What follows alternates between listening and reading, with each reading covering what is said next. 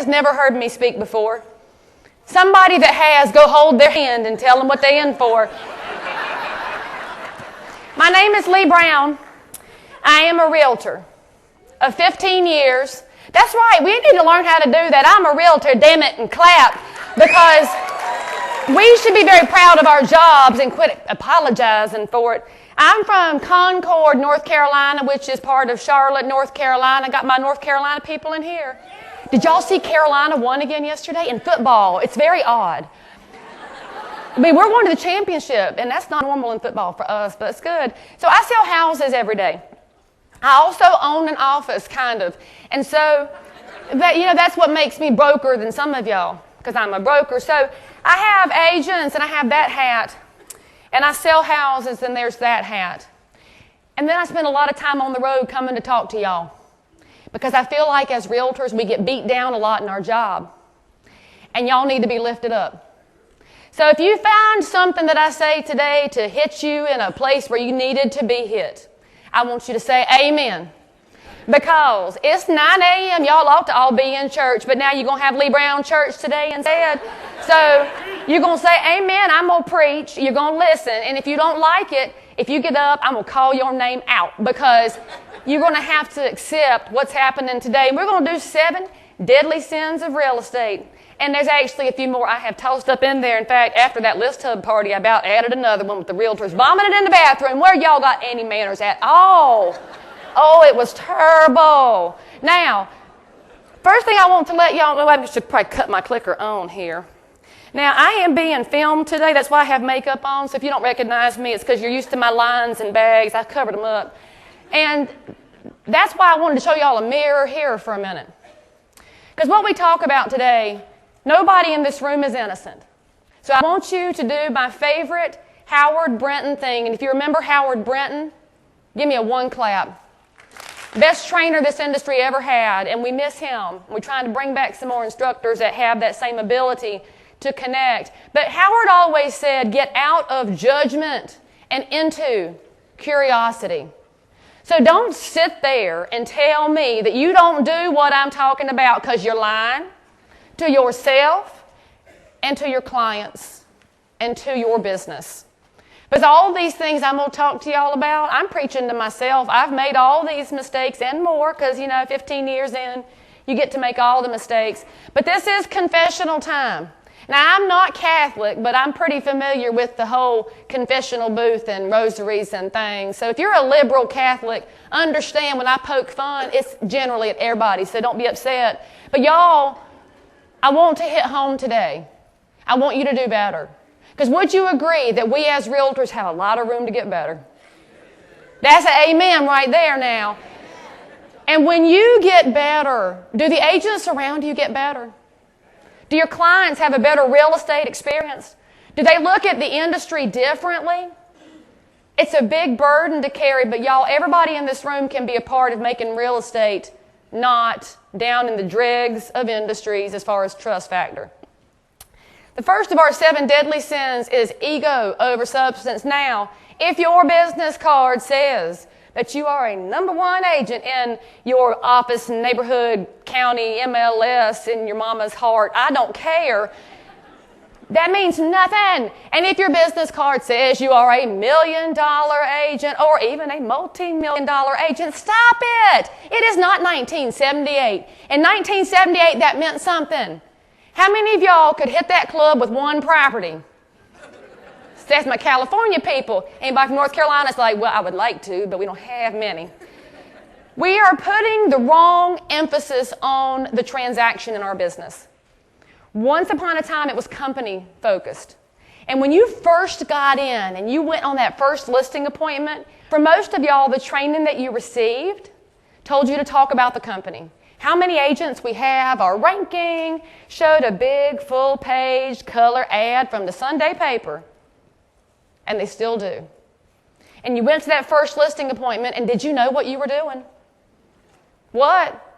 No, be honest, y'all. You sucked on that first listing appointment. You know that, right? Y'all, I argued with the agent about this. She said, I was real good on my first appointment. I'm not good now, 9 years later.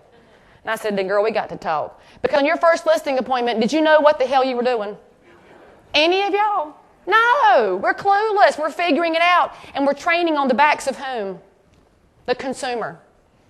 And so after you get past those first appointments where you talk about the company, you start to learn to talk about the agent, because that's what we train on, isn't it? All of the agent marketing and agent promotion that's out there, and you see it in that expo, how to promote yourself, make yourself known as the community expert. You are the best thing in the world. So how we go into a listing appointment now is, I'm fantastic. I will take care of you. I am number one. And you will find something to be number one in. And you talk about how great you are. But y'all, the way our industry needs to change is we should be consumer-focused, client-centric. We're not there yet, but we have to get there. Because who does the consumer care about, y'all? Themselves. Do they care about you? Do they care about your plaques and your awards and your rankings in the industry? No.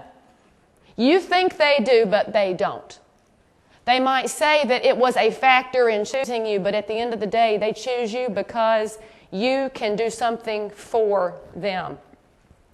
So if we're going to change this about our industry, we have to figure out why we're doing real estate. Now, I'm going to tell y'all in full disclosure, I buy a book at every conference I go to. I read about 25% of it before I get bored and put it away. This one, I read 75% of it. It was that good. Start with why. Y'all, you need to read this book. I promise you it will change things in your life, not just in your business, but in your life. The author is Simone Sinek, and if you are ADD and don't know how to read, you can watch the TED Talk he did. I think it was from 2011. You need to recrystallize why you do what you do. When y'all got into real estate, how many of you went to get your license because you like people and you like houses?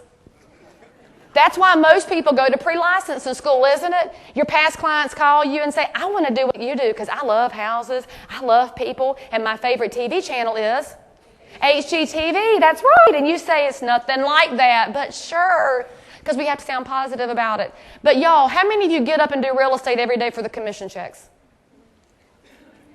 They're a nice reward at the end of it, but is that enough to get you through every day? Is it enough to get you through the transaction when you're getting screamed at, yelled at, cussed at, you're dealing with repair issues that you've never seen before, you've got a co-broke agent that's MIA, you've got a buyer freaking out, and a seller with a mysterious ex-wife who never signed the divorce paperwork, and now she's on the deed, and what? What gets you through those moments is not the money at the other end, is it? Is it the desire to provide a better experience for that consumer? Is it the desire to be their relationship monitor that holds their hand and helps them complete this dealing with their largest financial instrument? And I'm going to say that a lot today because I get really, really aggravated with realtors because y'all forget sometimes, especially you experienced ones in the room. So I'm going to call on all my gray heads now, unless you're in a third career, then I'm not calling on you. But if you are in the business more than 10 years, raise your hand. That's my grizzled veterans right there. You've gone on an appointment where you're so bored by that neighborhood and bored by that floor plan and bored by those houses, and hell, you might have sold that same one 5 times in a row. You've been dealing with that house your whole career, and you don't get excited anymore because you've forgotten that it is their largest financial instrument. It might not be that big to you, but to whom is it big? Them. And if you know why you do real estate, it makes it easier to re-engage with every consumer you come in contact with. And we have to do that, y'all. We have to re-engage every single day. So you say, Leigh, why are you speaking now and not teaching? I'm going to tell you, my why's moving, and your why might be moving too. Because the why I had when I got out of chainsaw sales and into real estate, and yes, I was the only female sales rep for Husqvarna. Get your mind around that for a second. And I got into real estate. My why changed. And as I learned how to do buyers well, sellers well, and run a business well, my why moved. My why now revolves around, in my real estate business, I am there to be their trusted resource with all things real estate. And that means sometimes I'm working for free, doesn't it? Do y'all work for free sometimes? Uh-huh. That's why you know you've become the community leader and the community resource. My why now is to be y'all's trusted resource for doing better at real estate so that realtors will be better regarded. And this is a job for everybody in this room. So I'm going to tell y'all another thing here, and I know y'all been in some sessions and hearing some ideas and places you can spend your money, but there is still one website that you all, every one of you, hate. Even if you pay money to them, you hate them. So I'm going to count to 3, and I want you to have a cathartic confessional moment here and let it out. Tell me the websites you hate in 3, 2, 1. Now, don't you feel better? Oh, you got it out of your system. We need to let it out, because how much do y'all hate Zillow? Do you hate it with fire in your eyes and with like every ounce of your being? You hate them, and you hate them because why? Because they're wrong, right?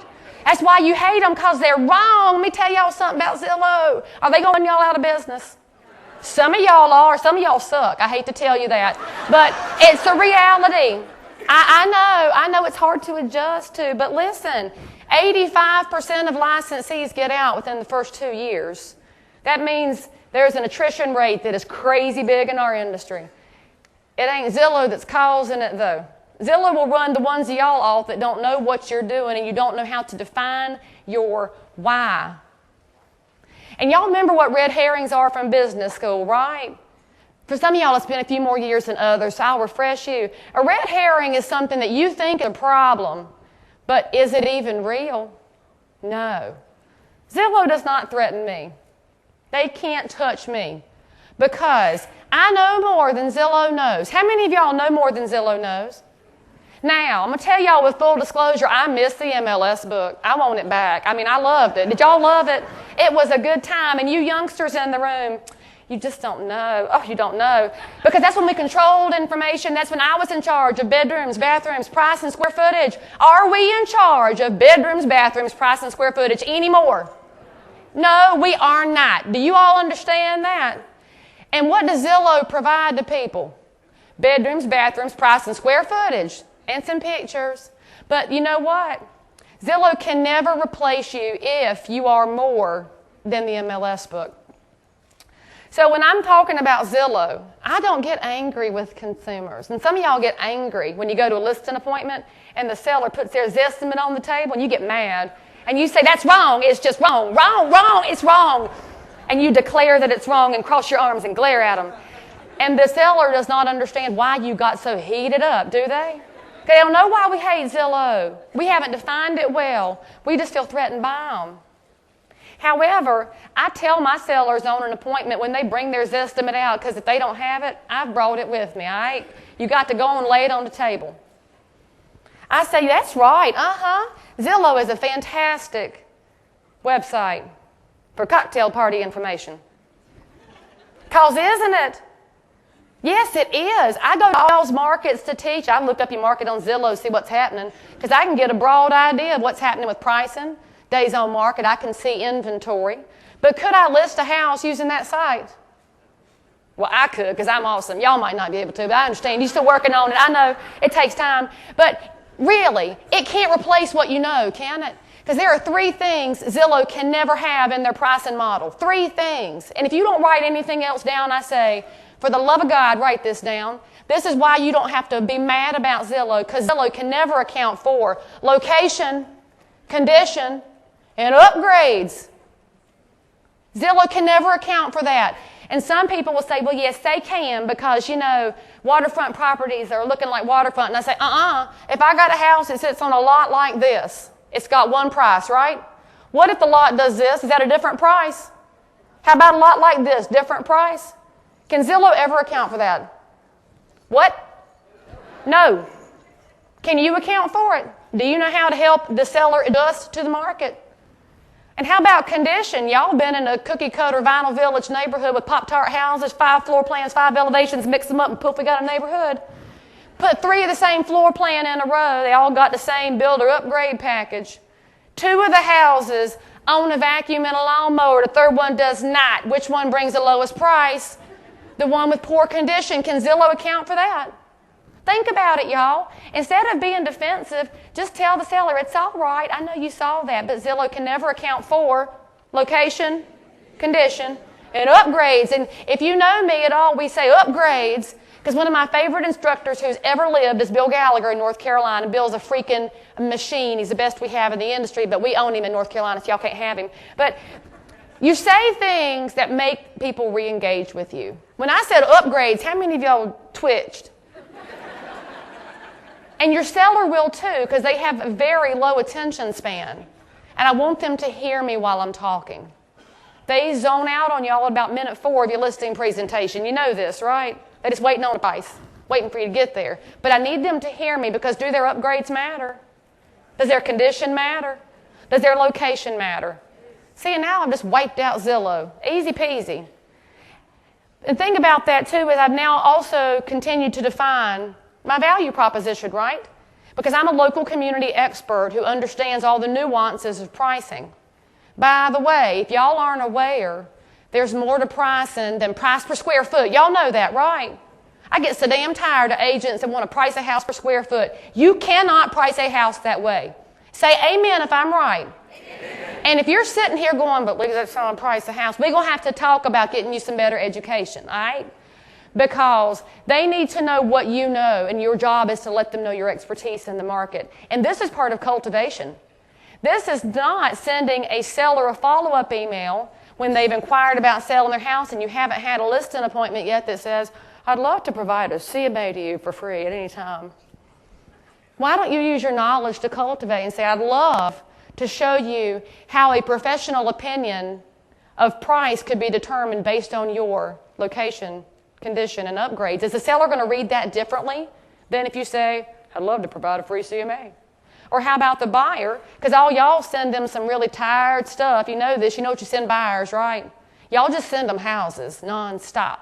Well, you know, do you need to have more value to the buyer than being an inventory provider? You need to really be the consumer to understand what buyers need you to say and what sellers need you to say. If buyers are tired of you sending them houses, what do they want you to send them, y'all? They need some information. Think about the questions you're asked regularly. Answer those questions in the follow-ups that you send out, in the phone calls that you make. And sometimes y'all are going to need to go on vacation, right? Make your business jump. It always does. But when you go on vacation, do what I do. Be a walk-in. I love being a walk-in and finding out just how much training realtors need in the industry, because it's kind of embarrassing. And it's also real embarrassing that when I'm wearing this outfit, I get a different reaction than if I'm wearing my yoga pants. Shame, for shame. We got to think more about how we need to present ourselves to consumers and how we need to let them know what we bring to the table. Otherwise, Zillow will run you out. Just know they can do things that you won't do for yourself. Now, what do y'all think when you see my little boy here? Oh, the one lady in New Jersey was like, oh, he's cute. I'm like, girl, you got a strange opinion of what cute is. But y'all know you're committing this sin. I know that's why y'all have gotten quiet on me for a minute. Because you know this is one of the primary problems we have as realtors. We leave our little clients behind, don't we?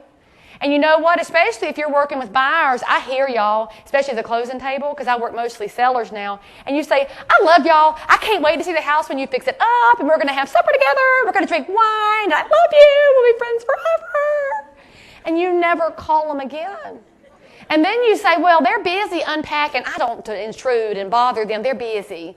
And then you have moved on to the next client and left them behind.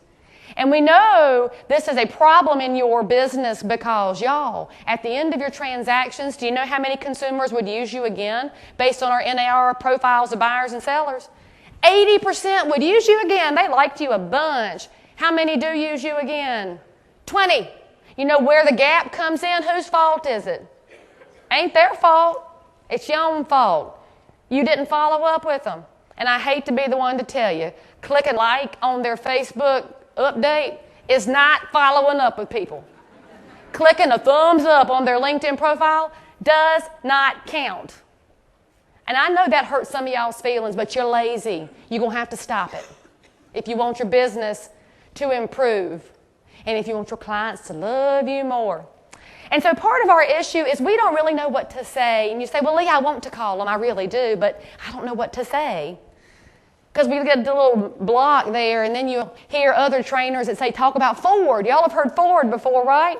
Family, occupation, recreation, dreams. I can think of nothing more dreadful than calling a past client and having to make up interest in their family, occupation, recreation, dreams. I'll be honest with you, I don't want to talk to them at all unless they need me. Is that anybody else in the room? I don't want to be friends with them forever. I'm not a warm and fuzzy person. That's all right. But do they still need to hear from me? Uh-huh. And I don't know what to say, so I bought a system that helps me. It's called refer.com. They tell you what to do. Call this one, email this one, send this one a note, go visit this one. Because I need some instruction and discipline in my life. Now, it's expensive, so don't buy it if you won't use it. But there's a discount on my website if you wanted it. But the thing to know about this is that if you don't have some methodology for keeping yourself organized with following up with people, you won't do it. You cannot do this with your iPhone saying, I'm just going to set myself a reminder to call them. Because I know what y'all do when that reminder comes up, and you do too. What do? You either click ignore or archive or delete and say, oh, I don't really need to talk to them today. I'm busy today. I'm showing houses today. I'll talk to them later. We're good at excuses. I mean, we're very, very fancy with that. But it's a terrible thing. So you can use a website like Newsly.com. I like Newsly because it's free. We love free stuff, right? And Newsly's cool because it ties into your Facebook and LinkedIn accounts and tells you when your people are appearing in news articles. Now, I'm in Charlotte. We're a big Bank of America market, so we have a lot of bank execs. And one of my favorite past clients, real good friend, I've done several transactions with them. He's one of the high-up vice presidents, not one of the 60,000 vice presidents that just got their job there after college, because you know at the bank, everybody's a vice president. He's a real one. So he gets promoted, and when he gets promoted, their PR department puts out a press release to the Business Journal, to the Chamber, and elsewhere. Well, it shows up through these accounts on Newsly. Now, some of y'all would see that article. You would go to LinkedIn and give a thumbs up, say, hey, good job. Maybe on Facebook you give a like. Maybe you'd even send a private message if you're advanced. And here's what I do. I see that article come up. Up in the corner of the article, there's this little picture of a printer. If you mash it, and in your break room, if the printer has paper and toner at the same time, I know, then that article goes to the break room and shows them print. And I get it off the printer and I go back to my desk and I've got a bunch of ink pens there, like 50 from home inspectors and lenders, and they always give out bad pens, so I have to hunt through and find the one that works because they don't give us good pens, you know. And so I'm going to get it and I'm going to write a note to James, and it's going to be something along the lines of, hey, looks like you are George and Wheezy again, moving on up at the bank. Proud of you, Leigh. Now, I do actually write things like that because if I said to James, congratulations on your promotion, and he would be like, who wrote that for you, Leigh? That does not sound like you. Because I want to be authentic in my relationships with my clients. So if I tell him that I see he is George and Wheezy, what's he going to do? Giggle. And now what's he going to do? He's going to call me. I don't have to make outbound calls. He'll call me and be like, you lost your mind, but thank you for noticing that. Because don't your clients want to be noticed? And is it okay to be humorous with them? So why do y'all act so uptight all the time? You ask me why I'm funny. I want y'all to engage with me. I want my clients to love me. And some of y'all need to embrace who you are. In fact, all of y'all do. And maybe you are a dry, dull, dreadful accounting type person. That's fine. I'm married to an engineer. I know. And so I love him. I love my husband, y'all. Don't you tell him I poked fun at him, Bradley. Don't you do it. And his approach would be different than mine. Is that okay? Your clients want the real you, y'all. Otherwise, they would use websites. This is just a way to touch them in a way that's meaningful. And oh, by the way, y'all reckon James knows a whole hat full of other realtors in Charlotte? Yeah, he does. How many of them took the time out of their life to print off his promotion and send it to him in the actual mail? Not a lazy one of them. And I'm grateful for my lazy competitors. That's fine. They can keep doing it. But y'all shouldn't. You're not my competitors. Now, there's also systems you can use, like Remax has Lead Street and Keller Williams has their E-Edge, and I'm sure all the brands have a something, or Boomtown or Tiger Lead or whatever. But those drip systems, you know why they call them drips? Because y'all sound like a bunch of drips when you send them out. Have you listened to yourselves? It is terrible. Charles Barkley is so right. Because you're sending out things to buyers that say, I'd love to set you up on a VIP home search to alert you to homes as soon as they hit the market. You're really sending that out. I've signed up for a lot of y'all's websites. You're not watching what you send out. So you can use these systems to follow up with people, but the only way it works is if it sounds like who? You. So up in the corner, there's a little pencil, and if you mash that pencil, what's it going to let you do to that email? Edit the thing. Say something that sounds like you. If I send an email, do I change you to y'all? If I'm addressing a group, yes, y'all is a plural. It's not a singular. Work on your grammar, people. So it depends on who I'm sending it to. But I want it to sound authentic and sound like me. Would I tell a buyer I'm going to add them to a VIP update to be alerted to homes as soon as they hit the market? Would that sound like Leigh Brown? No, but I'll send an email that says, hey, if you want me to let you know of any houses that I see that might look decent, let me know. Because you never know what they're looking for. They don't know half the time, do they? There's your amen. You know they don't know what they want. So you've got to edit those things. And my favorite follow-up tool, y'all, is video. And you know I enjoy a camera a lot. And y'all should too. How many of y'all use video in your business on a daily basis? What, 10% of the room? For shame. I'm going to point my long bony finger of shame now because you've all got a smartphone. All y'all. And it's got a camera on it because I have watched the selfies at NAR and you love a selfie. If you put it on video and turn it around and video yourself, you can introduce yourself to clients in a way that can't be replicated because who else could send out a video intro of you? Not a soul. God only made one of you. Embrace what you are. If you are that dry, dreadful, dull accountant person, I would hold the spreadsheet and be like, I am the person who understands your data needs. And I would send that to people because are dry, dull accountants drawn to me? No, they look at me in horror and think she's never going to answer all of my questions because I'm a secret geek. Shh, I don't tell them that. But I want people to be engaged with me. So if I get an inquiry through my website about listing a house, I hold my phone up so the chins go back. You have to hold it up. And then I say, thank you for inquiring about selling your house. I'd love to interview with you. And I'll be following up. Thank you so much. And I send it. It's going to be 6 to 8 seconds. You do not need to get the Olin Mills fake bookcase behind you and fold your hands like this and say, I am Leigh Brown, I am with Max, I am a market expert, and I can help you sell your home for the fastest amount of time and the highest dollar with the least amount of hassle, which is a lie, and I don't know why y'all use that lie all the time. It makes me tired. Stop it. So I don't want to be that person. I want to let them know I'm here. I saw their email, and hey, I'm a real person. Y'all, your conversion goes through the roof when you respond to this way because now the consumer says, oh, maybe you're not actually that stuffy realtor that I thought you were based on my internal perception of how annoying most realtors are. Maybe I should call you back. Video allows you to enter into relationship with people where they are. Adults love to mash that little arrow and watch a video, but you got to keep it short because their attention spans are short. If you get long and rambly, then you're going to draw in long, rambly clients. And if you want them, you can have them because I don't.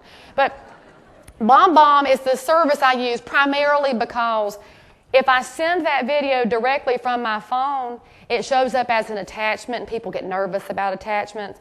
BombBomb sends it in the message. They just mash the arrow and then my system tells me they've watched it. So if I got 10 buyer inquiries in a day and 3 of them watched my video, which 3 am I going to pester the most? The 3 that watch the video. It's a great way to connect.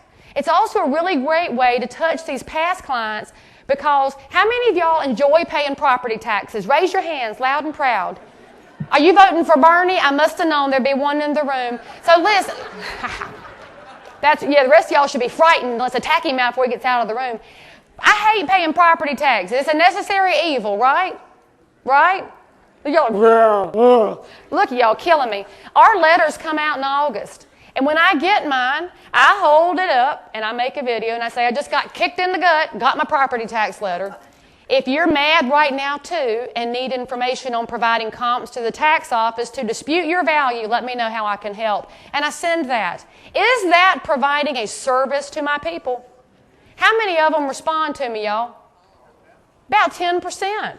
The rest of them just say, oh, Lord, it's Leigh again. But they heard from me. The only ones that respond to me are the ones that needed me. And isn't that what you want to be, the resource who's available for them with their real estate needs? It's a great way to touch people. You've got to try it. It is the single best way you can change your business right now. And I will tell y'all a little secret. You've heard me say this before, some of y'all. If you don't use video because you think you are fat, old, ugly, stupid, sound terrible, look terrible, they're going to find out anyway. This just removes some of that surprise from The initial contact to the appointment, smooth it over. Maybe they were looking for somebody just like you. All right, I'm going to wave the long bony finger of shame again, because you people got to stop cherry picking. Now, here's where you're going to start arguing with me, so hold your arguments because you won't win, just so you know. Y'all like to tell me, well, Leigh, I'm in charge of my business and I can choose who I work with. And I say, you can, but you don't choose them right, or we wouldn't need federal fair housing laws. And did any of y'all know any agents that in 2005 or 6, or maybe even the front half of 7 said, oh, I only work the over $1 million price range? And then they wound up working at Home Depot, Lowe's, or the Fresh Market during the recession because they were too good for the lower houses. And I say shame upon them. Shame upon any of us who believe we are too good for somebody's house because of its price point. For shame. That house might be an $8,000 house. And full disclosure, I just sold an $8,000 house. We tried to give it to Habitat and they wouldn't take it.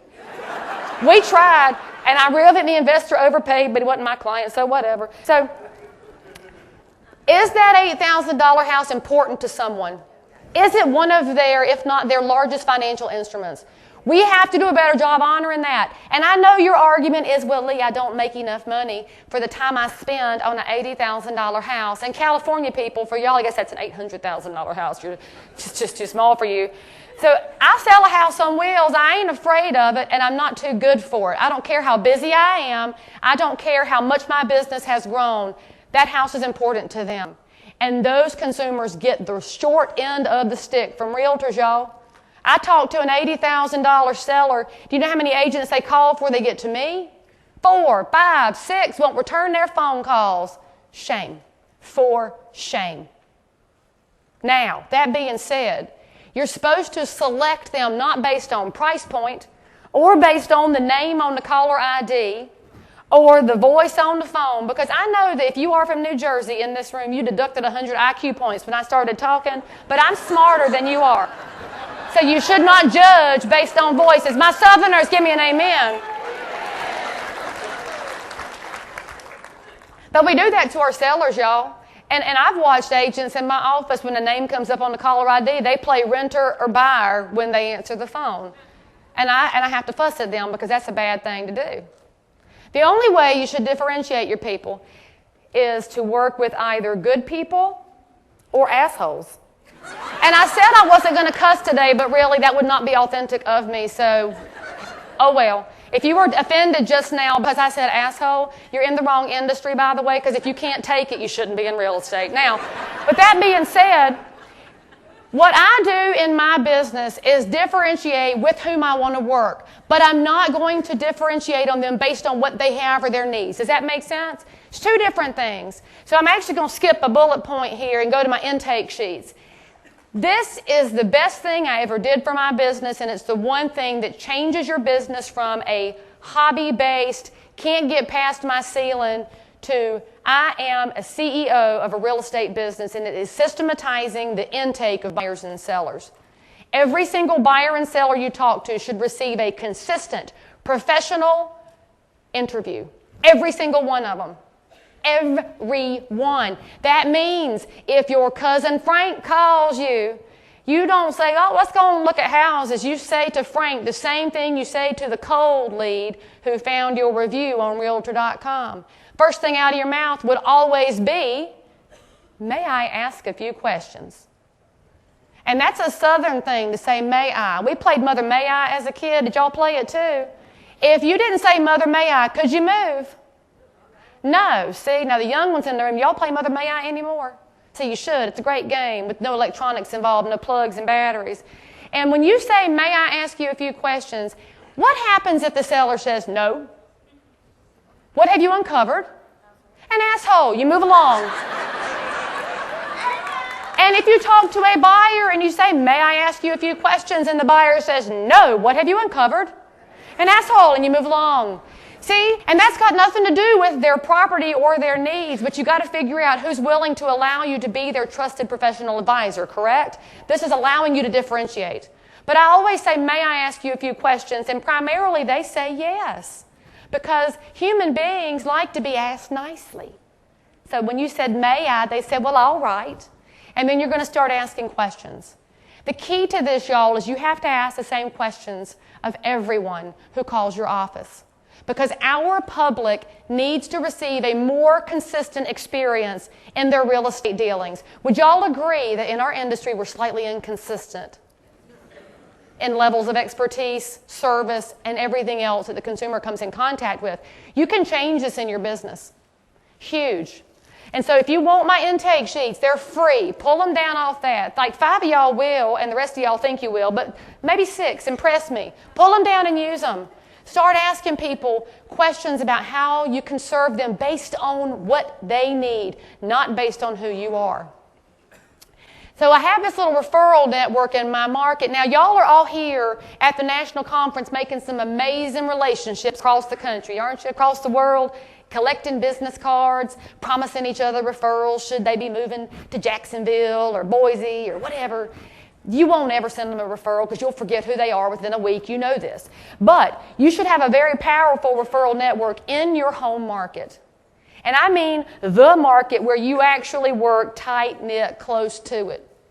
Because all of y'all will hit a point in your business where you can't handle a new client. You're just too busy.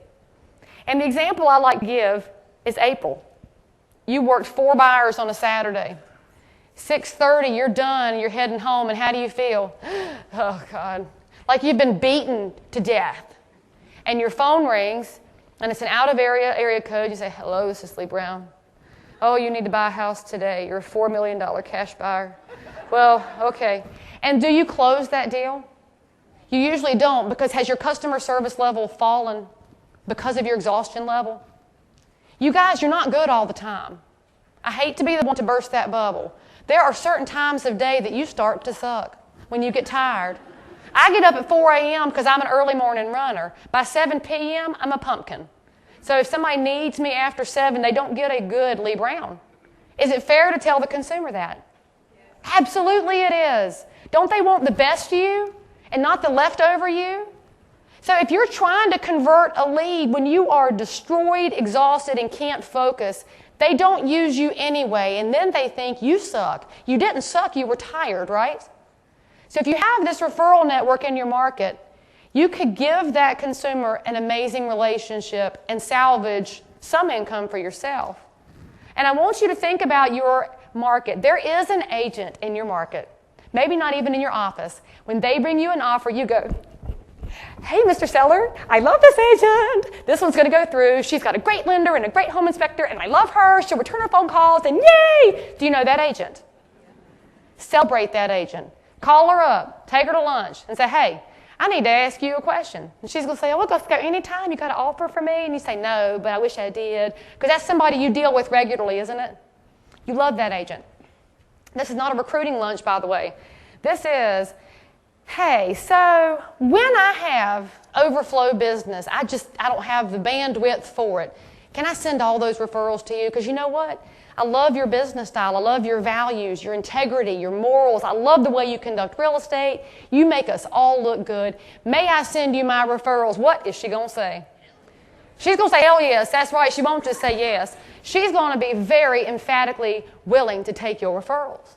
So when you hit that exhausted moment in April and that consumer calls, you can say, I really wish I could help you, but I am exhausted and I'm no good to anybody right now. But there's an amazing agent by the name of Heather that I would like to connect you with. She's awesome. She might even be better than me. May I have her call you? What's the consumer going to say? Yes, because y'all, when a buyer calls, you know what you represent to them?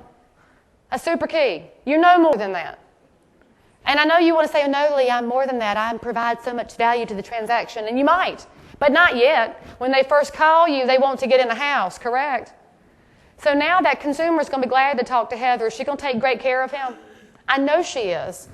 Is it okay for me to give up that money so that I can be a better person? What? Yes, y'all, that's an investment in your life and in your business. When you give up a little bit of money to protect a consumer, and it also protects the industry because now I'm building up another agent who's awesome. There's enough for all the good agents. Now, there's a second referral agent in my market that I have. Some of y'all have heard me tell about this before. She's that agent that when she brings me an offer, I'm like, Jesus, God, no. Oh, not again. Because her husband is her lender and her brother-in-law is the home inspector and she works a day job, so she calls at lunch and says, hey, I need something. Because you can't get her on the phone before 5:30 at night. That's where you send who? The assholes, that's right. Because what I have found is that those people need service too. And for whatever reason, call it karma or cosmic energy, I don't know. Y'all, she closes all of them. They like make good friends. She sends me checks. Assholes are happy. Asshole agent's happy. My good agent's happy. Her people are happy. We all win, don't we? Because you like that. Oh, yes. Now, when I call that agent, I'm not going to butter her up like I buttered up the other one. I'm going to say, hey, girl, I appreciate you brought me an offer last month. And I'm just curious, if I ever have excess business, do you mind if I send it over to you? What's she going to say? Yes, I'm not buttering up her business because she's got a different model than I do. But do you fit everybody? No, you do not. Do you want to fit everybody? No. And so for all the agents who say, well, there's just not enough business for me to be passing it out, Leigh, I need every lead. I need it. You do not. You're operating that way when you close your fist up. That is an attitude of scarcity. And when your fists are closed, what can get in? Nothing. You got to move into an attitude of abundance. Everything can get in when you go through life with your hands open and out. If I'm providing some leads to these people, it will be fine. I will still be fine. My bills will still be paid. The money will find you when you do the business well. It's when you get commission breath trying to cling desperately to every lead that comes across your desk that you go broke. And you know when you have commission breath, and so do the buyers and sellers because they start doing this. They back away even more quickly than if you're a chain smoker with bad chain smoking breath. And I will remind you on here, my little phrase at the bottom, I usually use that for fair housing, but I think it applies in dealing with incoming buyers and sellers. What you do for one, you do for all. And I will remind you, until they change it, assholes are not a protected class. They're just not. Now, we know that during the dark years, who in here was in the business between 7 and 12?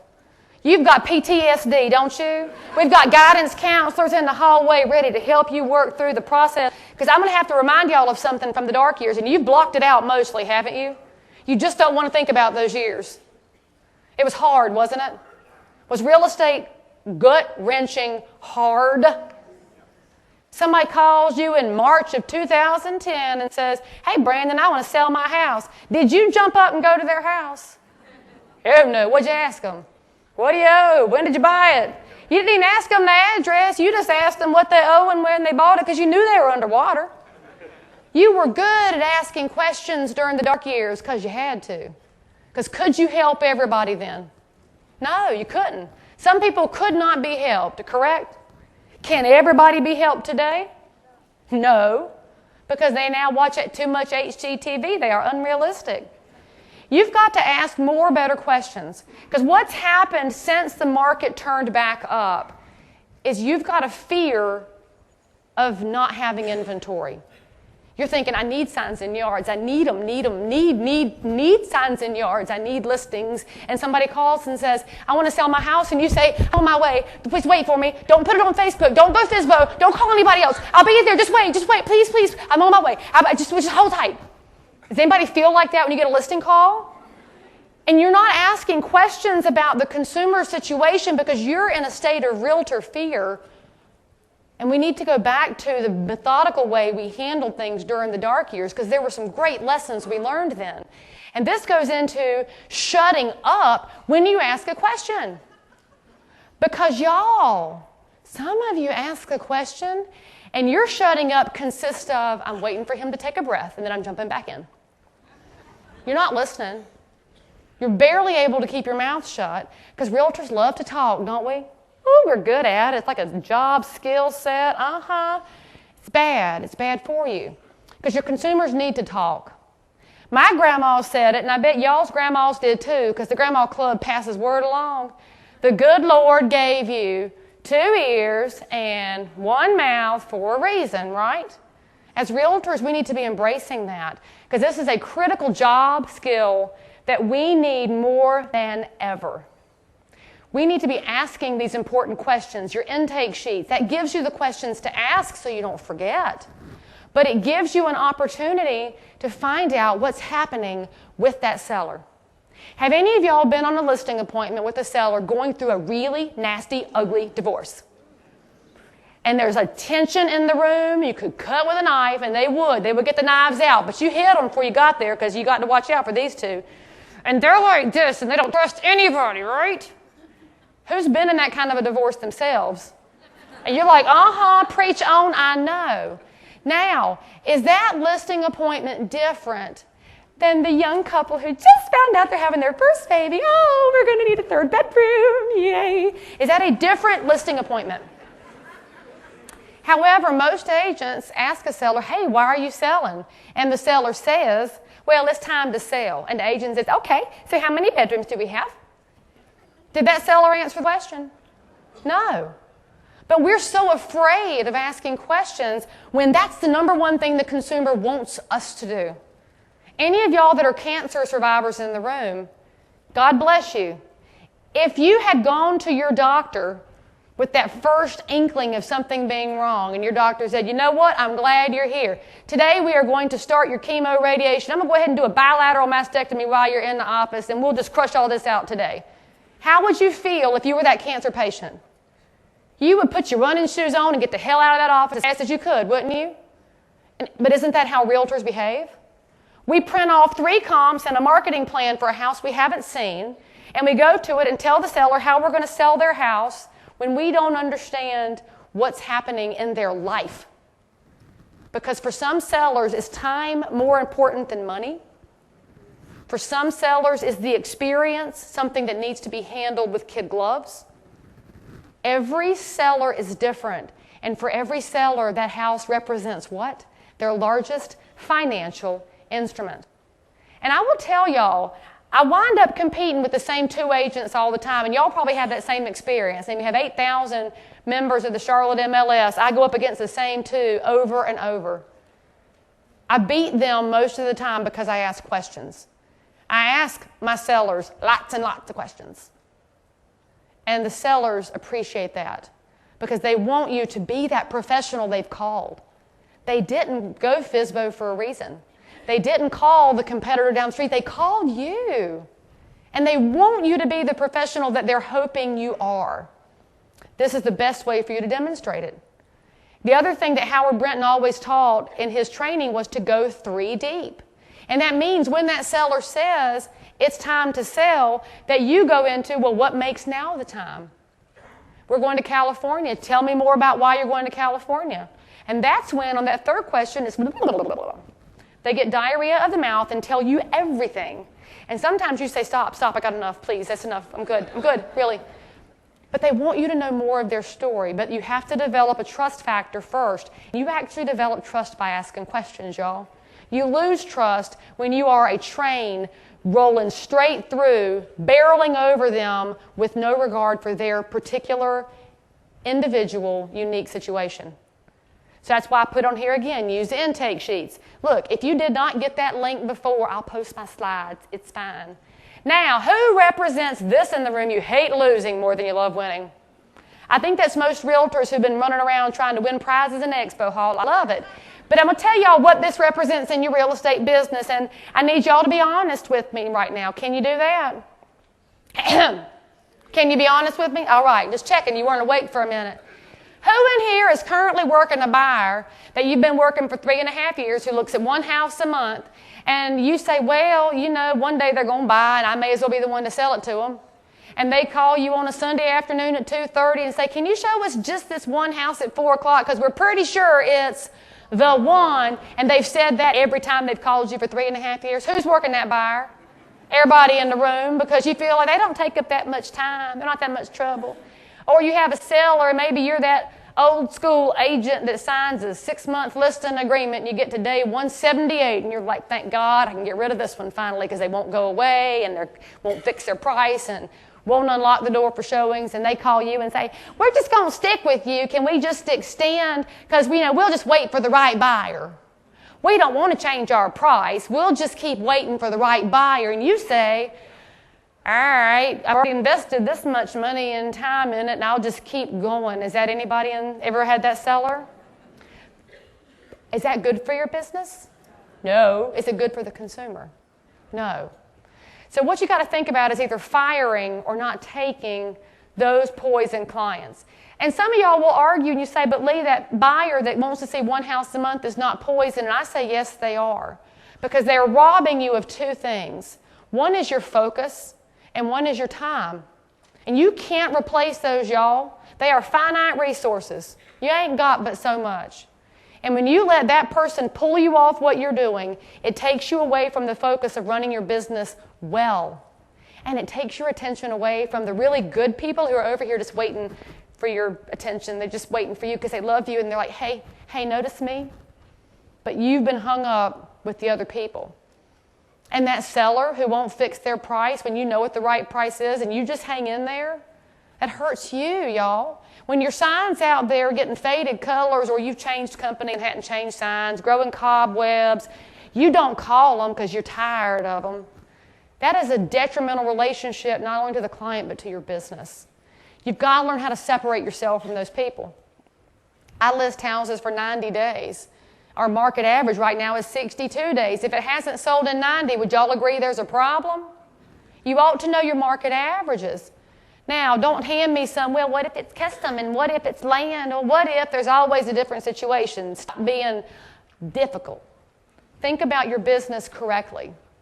Think about giving enough advice to a buyer or seller that they know when something comes out of your mouth, it can be and will be trustworthy information.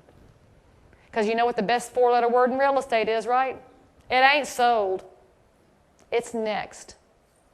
You have to be able to say next. There is another buyer, there is another seller who not only craves your attention but wants your attention. They want you. And when you are hung up with the people who scream at you, cuss at you, won't price the house right, won't let buyers in for showings, won't flush the commode, won't mow the yard, what are you doing? What are you doing? I got so tickled. I was in Orange County last week and there was a sign rider for sale that said, please do not disturb the tenants. What the hell are you listing when you can't disturb a tenant? Stop it. You know you can't sell tenant-occupied houses. You know it. Because do tenants have a vested interest in the house not selling? Is it ever something you can price or show correctly? Is the seller getting a professional experience when you deal with a house like that? Think about it, guys.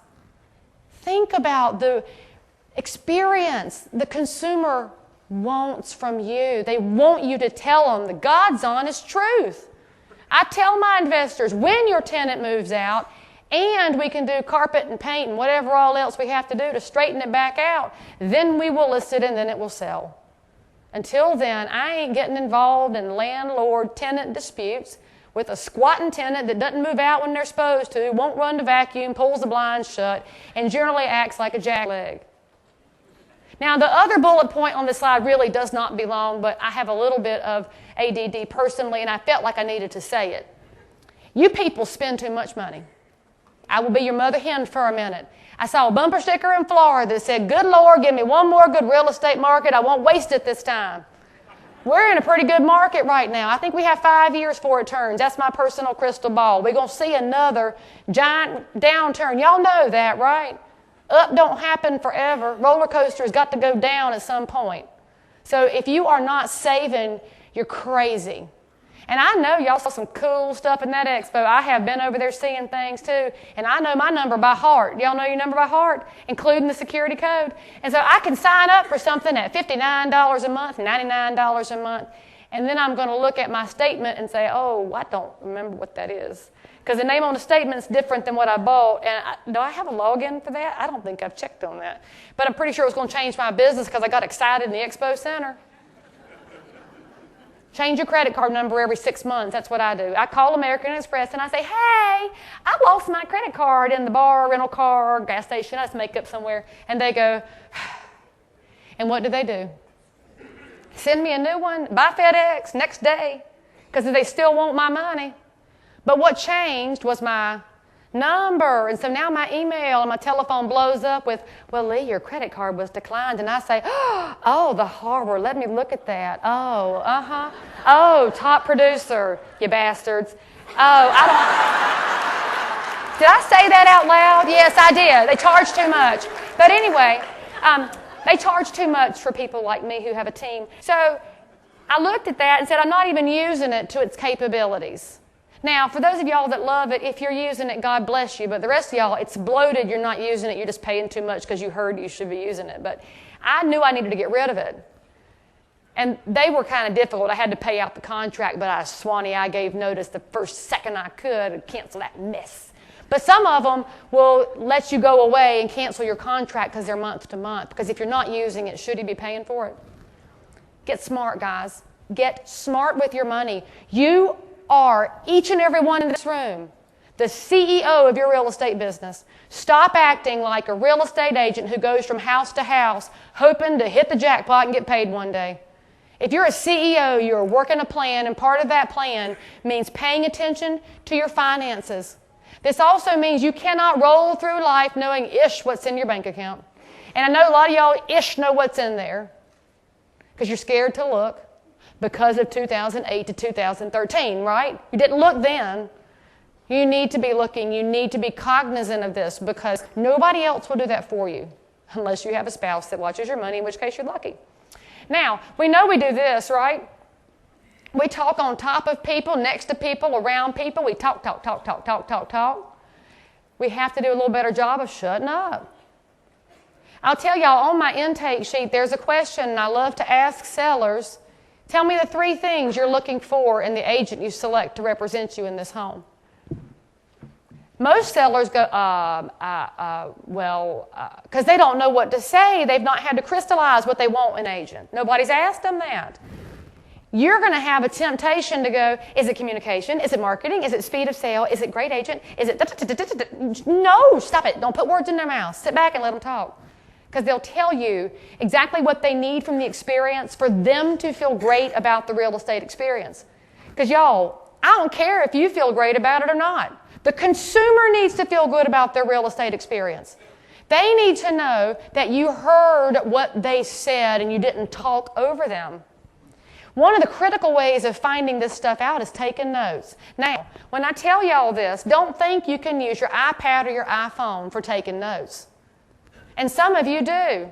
But when you are writing on an iPad, the consumer thinks you are texting, tweeting, Facebooking, and Candy Crushing. They do not think you're paying attention to them.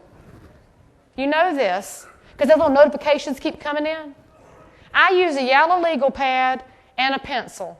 And the reason I use a pencil is because it goes when I'm writing. Ink pens are too smooth. You can't hear them moving.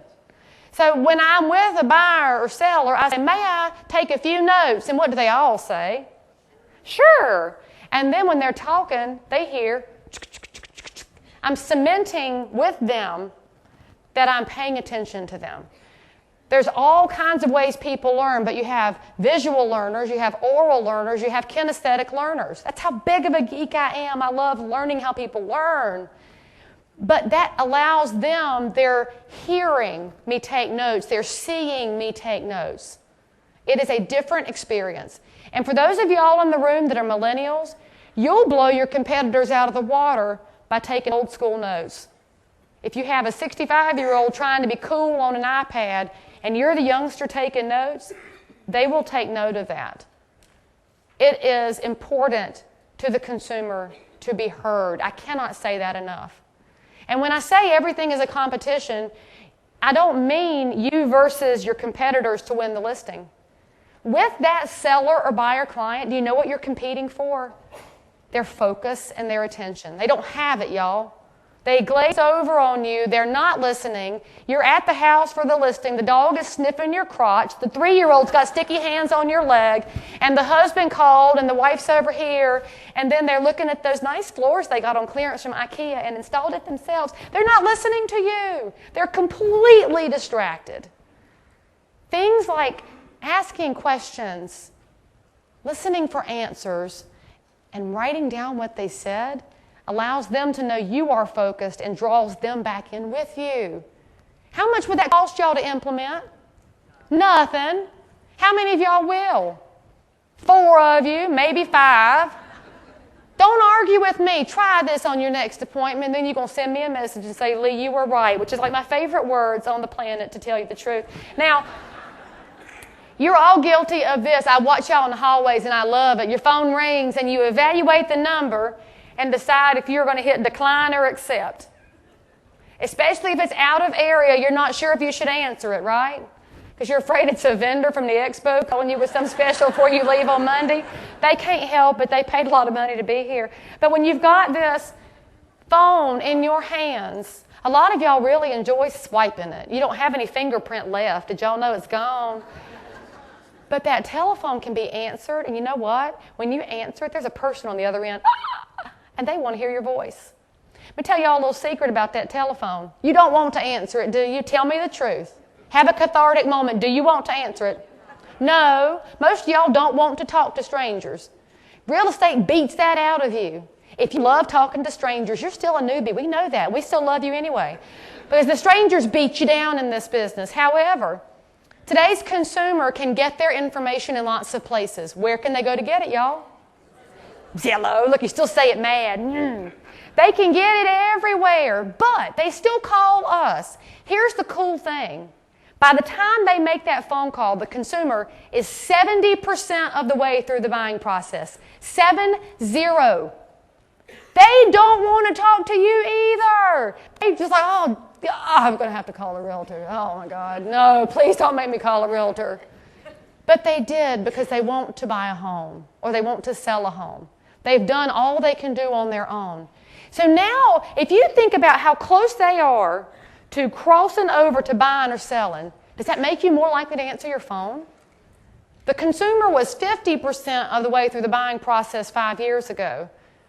The estimate I saw in this research was that they'll be at 90% 5 years from now because they are kind of allergic to the phone. So the fact that they're calling you means they're real.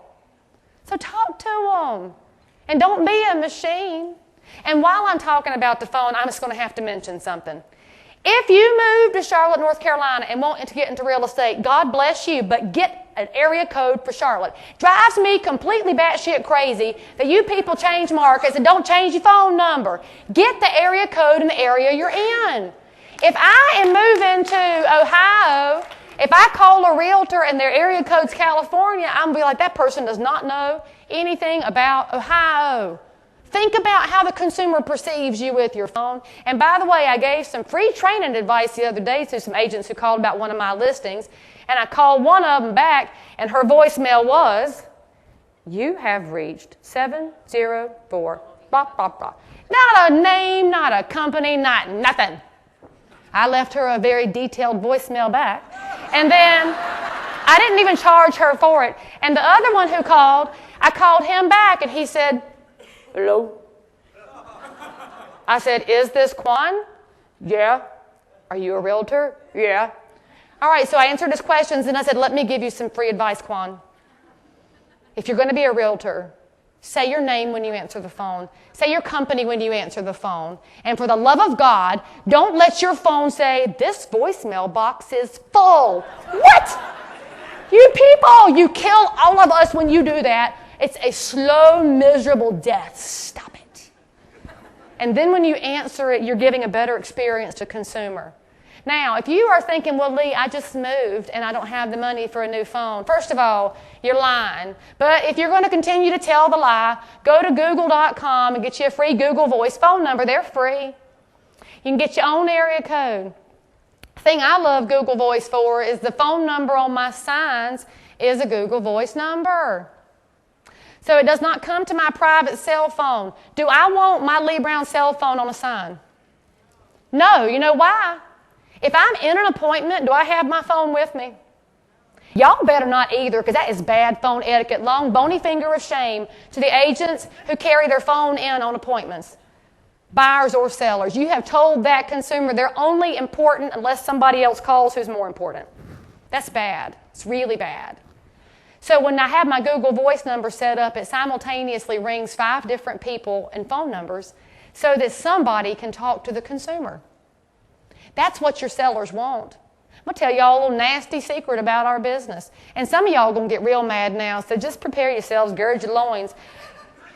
You made your business run on desk time, desk duty, uptime, phone duty, whatever you want to call it. The green agent parked at the front desk, hoping and praying somebody will walk through the door calling on the phone. The consumer hates our industry for that. They hate us for that, and they should. Because if I have engaged Richard to sell my house, I want Richard to talk to the buyers because Richard knows my house best. But if the consumer calls and gets Jay, and Jay has been trained to capture what? A name and a phone number. Jay hadn't seen Richard's listing. Hell, Jay's so new, he can't work his way through MLS fast enough to fake it, because some of y'all are fast, you can fake it pretty quick. He can't move that fast. So he can't talk to the consumer who called about Richard's listing. Is that fair of us? For shame. Shame on us for doing that. It's got to change, y'all. I'll be damned if a green agent's going to talk to a buyer on my listing when I told that seller that I am committed to representing their listing in the best way possible. Because you cannot represent it well if you're letting some uneducated, untrained idiot answer the phone. And I'm sorry if I hurt your feelings. Well, no, I am not sorry, actually. It has to change. Our industry has to change. Y'all know that, right? This shit ain't going to last forever. Y'all make too much money with not enough education. It has to change. You may as well be the change agents. Now, I'll tell you too, if you really don't want to talk to somebody, just use slide dial. Anybody here use slide dial? If you are the unwashed, you should know when you use slide dial, it takes you right directly into the consumer's voicemail and their phone doesn't ring. Yeah, the unwashed are like, what? And then you can call your whole database in like an hour. But you should know a little secret about slide dial. Now, you got to buy the premium version for $2.99 because it takes the ads out. Occasionally, their phone will answer, and I don't know why or how. You're playing Russian roulette with your phone. Those of y'all that have slide dial know exactly what I'm talking about. So just be prepared, but it allows you to touch people, y'all. Your sellers want to hear from you. And on day 32 of their listing, when you've had 85 showings and no offers, and you don't know why, and you thought you priced it right, and it's really cute, and they're the nicest people ever, and I don't know why it hasn't sold, you don't call them because you don't know what to say, right? Because y'all are lovers, not fighters. And you're afraid they're going to be mad at you, so you don't call them. And then they get mad at you because you didn't call them. All they want is to hear your voice. And if you're afraid of talking to them, call and leave them a message and say, hey, I was just thinking about you, and I know your house hasn't sold, but I want you to know I'm over here plugging away. I'm still working. And if you need me, call me back. I'm so sorry I missed you. And then they call back and say, my phone didn't even ring. And you say, oh, it must have been Verizon. You were in a bad Verizon area. I understand. Happens to me all the time. And with your buyers, by the way, if you will slide dial them on occasion too. Because with buyer leads, we occasionally forget that they are humans and we just send them listing after listing after listing. Sometimes you should call and say, hey, I really am not hiding houses from you. Because don't they think we hide houses from them? You get a call from a buyer with an agent. They say, well, my agent didn't send me this. And you say, well, it may not have fit your criteria, baby girl. Call your agent. They don't trust us because we don't talk to them. Use your telephone, please. Now, who knows HR puffing stuff? This is my age differentiator in the room. If you don't know who this is, then you might not know that before Yo Gabba Gabba, we had our own crack smoking animation on Saturday morning at 11:30. Do you remember Saturdays at 11:30 on ABC before the golf started at 12? We didn't have but 3 channels. President was on. Your night was shot. You people have choices now. But realtors have an issue with fluff and puff, don't we? And there's 2 things we lie about on a regular basis. With all good intentions, of course. We do not mean to lie. I know y'all were raised right, but you tend to lie about price. Who in here has ever overpriced a listing, on purpose or not? You all have. If you're not raising your hand, then you need to do more business. And so we have all overpriced houses, and we've also lied about condition. And the condition lies are happening right now.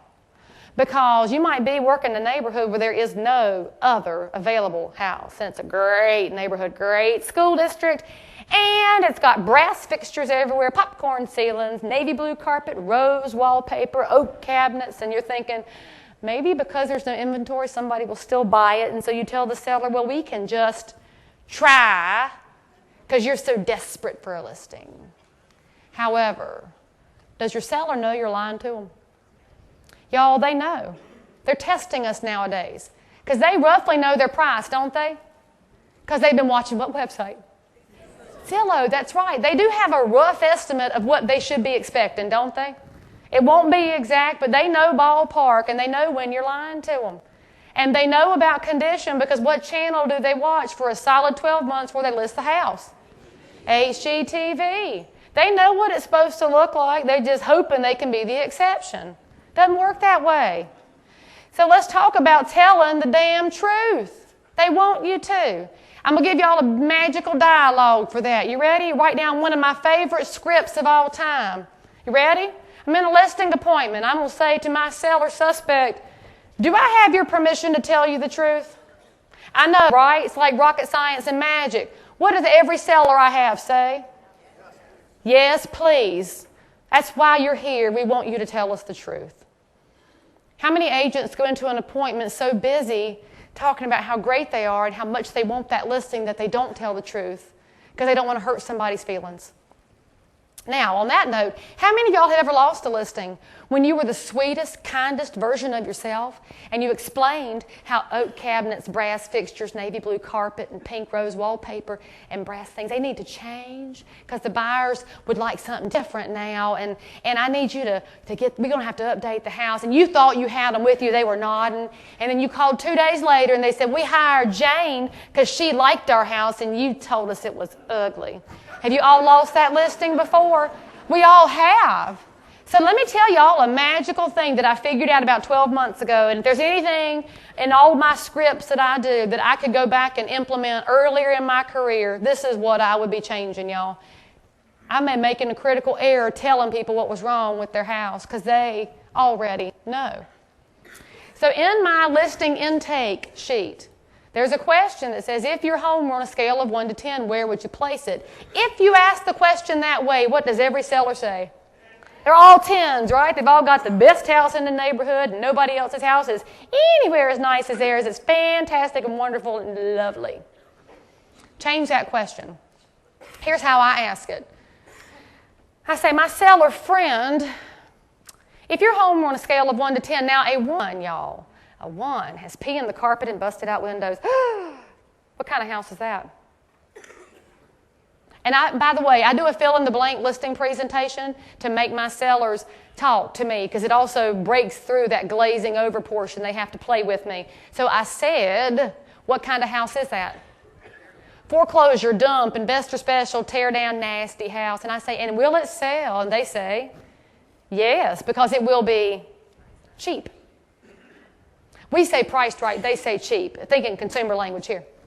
Then I say, oh, a 10. Ooh, a 10.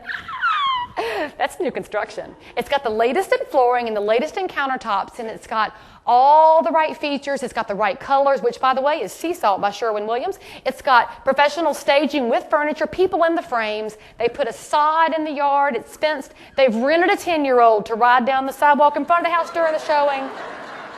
That's a 10. Now, my seller friend, where do you fall in that scale? And in my unscientific Leigh Brown research of the last 3,000 people to call my team, do you know where they average out, y'all? 7s. Now, think about this. You know where I'm going. I have the easiest follow-up question in the world. Hey, my seller friend, what's it going to take for you to go from a 7 to a 10? And that's when they say, well, we're pretty sure we need carpet. We bought this house with this wallpaper in it, but we just never did change it because we got used to it, but it should probably go. We never have liked it. And we rescued these 2 Great Danes. They tore up the yard. We should probably take care of that. And I think we need to do the weather stripping. And the commode in the hall bathroom's been leaking, but we don't use that bathroom. I guess we should fix that. And I say, if we do those things, will that make you a 10? They say, yes. And I say, well, cool. I got people. Because don't they want us to be their trusted resource? They really do. They want your people. They want your list. And now, who told them to fix their house up? They did. Because they already know, y'all, they watch HGTV. And now they're on board with me because what seller ever wants to go to market being a 7? They don't. They really want to be 10s. And I'll tell you a secret for that seller who says, well, I don't have the money, Leigh. I don't make all the money you realtors make. You'll just have to sell it as is. I'm not doing it. All of the vendors who are on my list, my guys, must accept credit card to be on my list. I don't care if it's Square, PayPal, or a little cranking machine that you have to rub back and forth like a taxi cab driver. They will take credit cards because your consumers all got plastic. And they're bullshitting you when they say they can't do the repairs on the house. They're just lazy. So make sure your vendors are going to work with you in making this a situation that can be handled. And this also means my vendors are getting paid, doesn't it? They're not waiting until closing, or the seller who says one drop of paint got on the carpet and you should pay for the paint because it was your painter. You wipe all that crap out because now it's paid for up front. My competitors still go in the house and say, you got to do paint and wallpaper and you got to do all this stuff. And who's the bad guy now? They are, not me. Do y'all see what a game changer that is? Holy crap, if I'd figured that out years ago, I'd be making a lot more money than I am now. The last thing I'll tell you is the agent cocktail party, and I want you to think about this in a very honest, insightful way. I listen to agents in break rooms. I go to train offices, and we be drinking coffee in the kitchen. Half of them don't know who I am, so I can be as nosy as I want.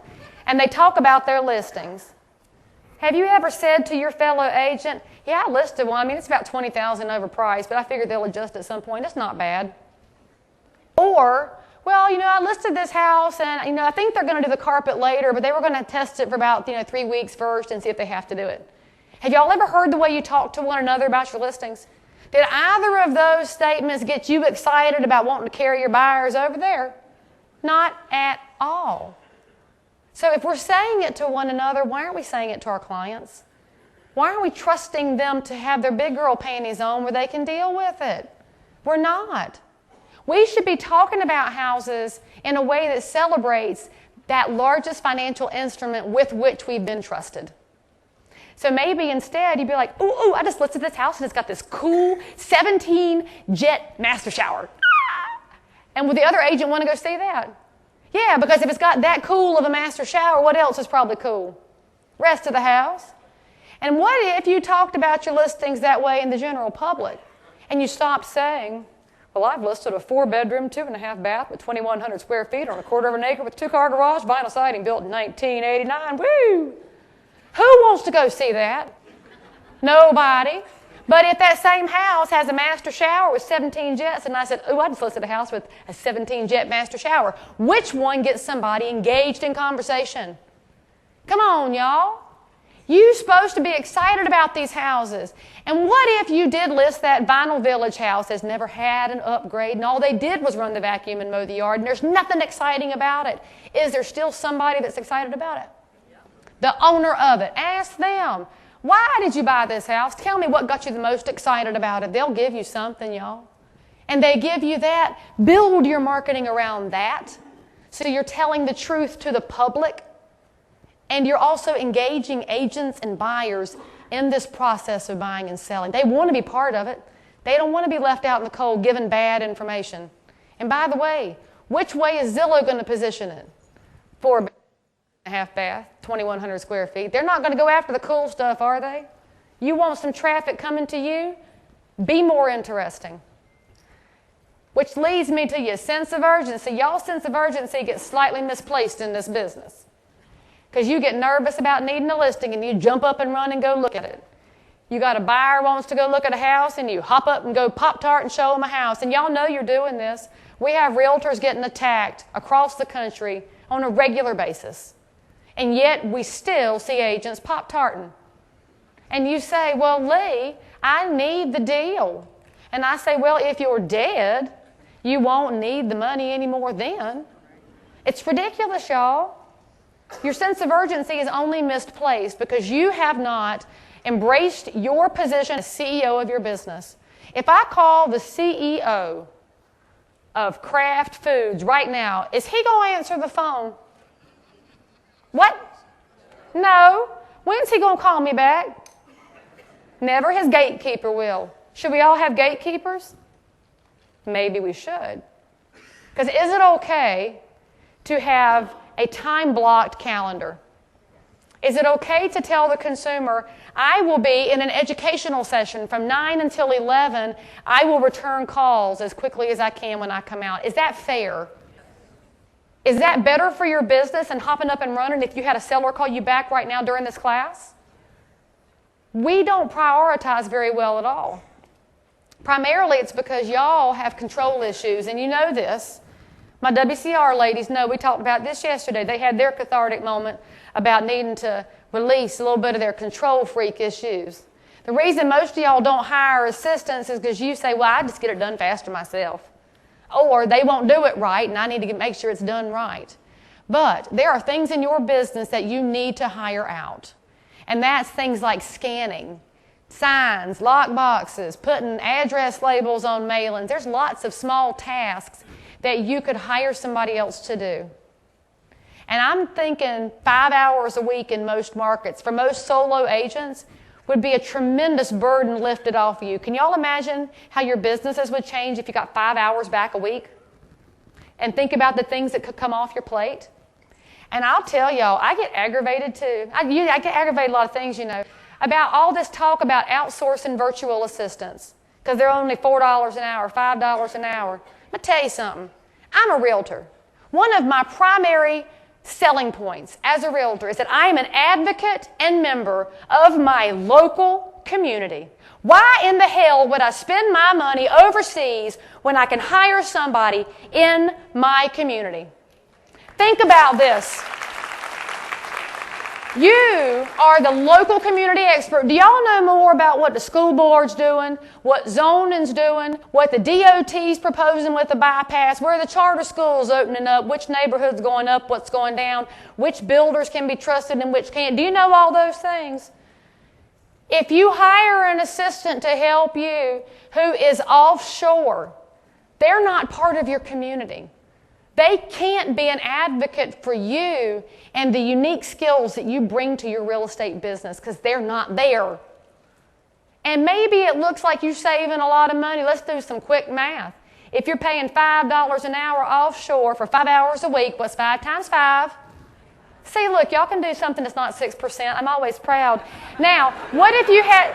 It was a theoretical thing. So if you're paying $15 an hour to a stay-at-home mom who'd like a little pin money, because didn't your grandma tell you to have pin money, ladies? Yes, she did. 5 times 15 is how much? 75. So we have 75 versus 25. In the course of a month, it's 100 versus 300. Who in here wastes more than $300 a month, Target? However, in that scenario, $100 versus $300, which one has the ability to change your business and change your position and standpoint as a community expert? The local person you paid a little bit more to. My friend Kyle Killebrew has the best phrase ever. He said, when you hire the cheap one that can't benefit you, you are stepping over dollars to get to nickels. Think about that. If we want to be known as the community advocates, we need to put our money where our mouth is. And on that note, I'm going to tell you another way I win listings is with this very expensive piece of jewelry I have on. You will notice this is a Platinum NAR President Circle Hall of Fame pin. I can get you one too if you stroke enough checks because I put my money where my mouth is. Some of y'all don't participate in RPAC. Your excuses go from I don't like politics to I'm a Democrat. By the way, it's Realtor Party, not Republican Party, you silly, silly people. You say you don't want to read legislation.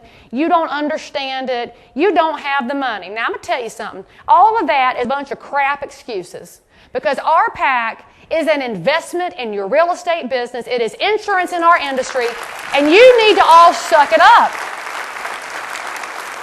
Who in here, who in this room has insurance on their dog or cat? Raise your hand. What's that cost you, $1,000 a year? $800, $600? It's a whole bunch. It's a hell of a lot more than your RPAC fair share. So for shame on y'all wasting money on Starbucks in the hallway when you will not even invest in the industry that allows you to be an entrepreneur, making whatever you want to make out of it. Now, I'm running out of time, so I'm going to go to my last of my 7 deadly sins. And this to me is the most important one. Because prior to this, I've talked about your company job, your agent job, your focus on the consumer. But there's one person I haven't talked about, and that's you. I want to tell y'all something. I was raised a child of a realtor. My daddy is my mentor, one of my best friends. I love him so much.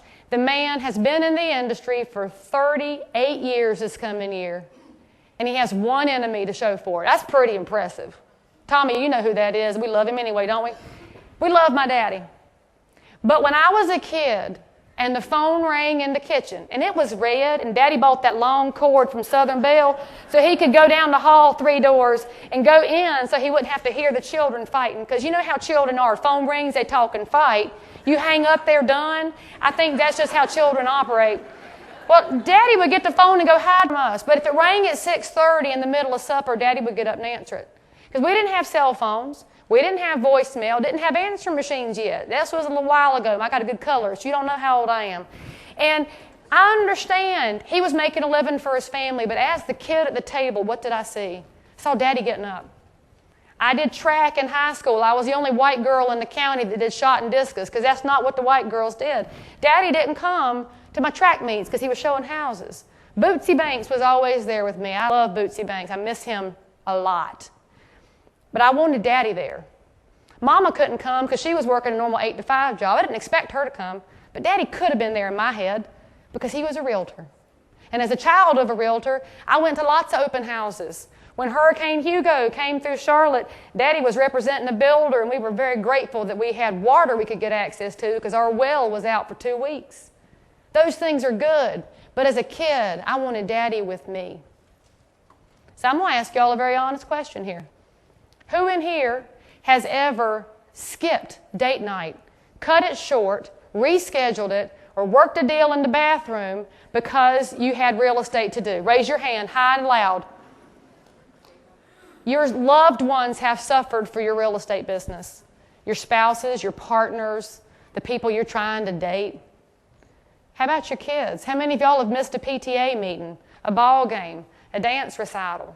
Something important to your kid for real estate. Raise your hands. And I'm going to tell you what counts in this category. If you're at the ball game with your phone doing this, you're not there. You need to be where you are. I watch those parents because I coach my kids in their sports because it forces me not to have my phone out. And the kids are out there going, Mama, look, Daddy, look, hey, look at me, look at me. And you can't because you're thinking about the next deal. You've allowed your priorities to become inverted. And that hurts you big time. Because as an industry, we run around and we stomp our feet and declare, we want to be treated as professionals. I am a professional realtor. And we treat ourselves very poorly. The only reason the consumer thinks you work 24/7 is because you do work 24/7. You have not given them any reason to expect something different. It is okay to tell that consumer, I list houses between 8:30 and 4:30 Monday through Thursday. Why don't you list on the weekends? My weekends are reserved for out-of-town buyers. Isn't that fair? Sundays for this girl, except for today, because I'm here with y'all. That's why we have in church. Sundays for me are worship and family. I go to church. And by the way, on that note, I refuse categorically and emphatically to deny my relationship with Jesus Christ because of real estate. And I'm going to tell you something. Those of you that don't know Him, He wants to know you too. But maybe you have a different faith than me. I didn't say your faith was wrong, but own it. Your clients want you to have opinions. Your clients want you to be a human being. I am a human being, and part of my humanity is my relationship with God and with Jesus. And by the way, I do cuss because I know when He was in the temple getting mad, throwing those tables over, He wasn't saying, hey, how are y'all? He was mad. But on that note, Sundays for me are worship and family. I go to the in-laws first to get that done, then go to my mama's house to relax. And the clients that work with me know that because I tell them that. So they don't expect me on Sundays. Is that okay? If an offer comes in on my listing, am I going to work it? Yeah. And I tell them that. I'm like, I'll work an offer if it comes in, but I'm not going to come list your home or show properties because I owe a great portion of who I am to those who love me most. And I love all of y'all, but when I'm dead, you won't remember me more than a month or so after I'm gone. You won't remember each other that long either. You might go to the receiving and send a card and make a post on Facebook, and then you'll have moved on. Your life needs to be about the people who will remember you, the ones who would cry and be changed if you weren't with them. So why are you not spending time with your kids and your spouses and your partners and your best friends and your parents? That transaction is ephemeral. It will be gone. Your loved ones, they matter right now. And I'm already over time. If y'all will humor me for 3 more minutes. Okay. You see this picture right here? That's airplane mode. Try it sometime. Your phone won't buzz, won't ring, and that's okay because it allows you to focus. When y'all are networking with each other, sometimes you're talking to somebody, you get your phone out and look. And if I'm talking to Gloria and I get my phone out and look at it, does she think I've paid attention to her at all? I'm looking for somebody better or something different. We do it to each other. We do it to our loved ones all the time. I do this in the car when my kids are with me. My kids are 9 and 10. So they sit behind me in the back seat, and I hear it all when I'm driving. I put my phone on airplane mode, and I make sure they watch me do it because I want them to know that I am present the whole time, that I am not shortchanging what they're telling me because some deal may come across. Now, my kids know I'm making a sacrifice of time with them to help you guys out. But when I get home on the red eye, you won't be able to find me for a couple of days because I will be all about Timmy and Cora.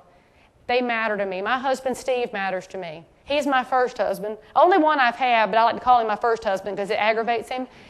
And he's a good man. See, he goes running with me because I'm a runner. And if you want to know why I run, frankly, it's because I like to eat. And secondly, it's because I don't want to be fat and miserable and grumpy. And I was getting fat and miserable and grumpy 3 years ago, and I decided to start running. Now, y'all are going to hand me a bunch of excuses about how your knees hurt and your lungs are wore out and you're tired, fat, stupid. I don't know what your story is. But you could get your lazy self up, put some shoes on, walk around the building one time. Reason we run as a family is because the phones can't interrupt that.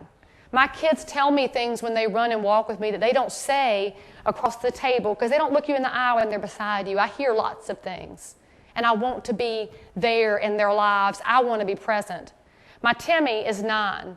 He was born with a hereditary kidney problem where he can't concentrate his urine. And so Timmy drinks 2 gallons of water a day and goes to the bathroom every hour and a half. And he's never slept through the night. And he now, we found out a couple months ago, has a birth defect in his bladder, which is 10 times the size it should be. So we're working with specialists about what our options are. Not every kid has major problems. Timmy's very healthy. He's cool. He'll be fine. We have great doctors. But it reminds me in a really personal, poignant way that I can't take any minute I have with him for granted. I can't take any day for granted I have with my husband or my parents or my best friend who's been my best friend since kindergarten and just finished her bilateral mastectomy and her last chemotherapy treatment. She's 40 years old. I won't trade them for a deal. It's not worth it. I beg of y'all, if you will treat yourselves as well as you would like the consumer to treat you on your realtor side, your life will change. Your business will change. And the consumer will look at you. When you say, I'm a realtor, they will say, you are lucky. Thank you very much.